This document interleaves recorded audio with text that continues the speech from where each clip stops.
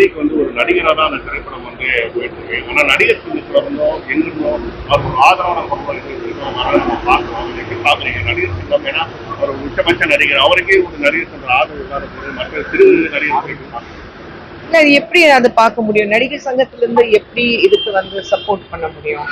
நீங்க வந்து நடிகர் சங்கம் வந்து ஒரு பிரச்சனை இருக்குன்னா நாங்களே போய் சப்போர்ட் பண்ணுவோங்கிறது கிடையாது.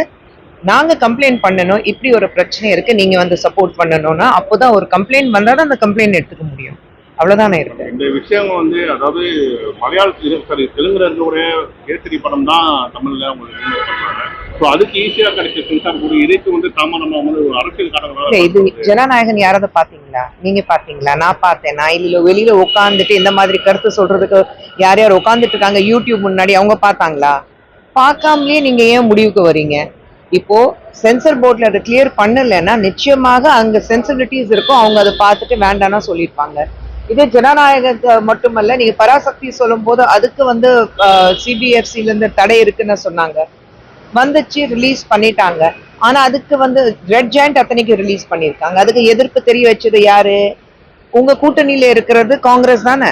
கூட்டணியில இருந்து இந்த ஜனநாயகத்துக்கு மட்டும் இல்ல, நீங்க வந்து பராசக்தியை பேன் பண்ணணும் ரிலீஸ்க்கு அப்புறம், பார்த்ததுக்கு அப்புறம்.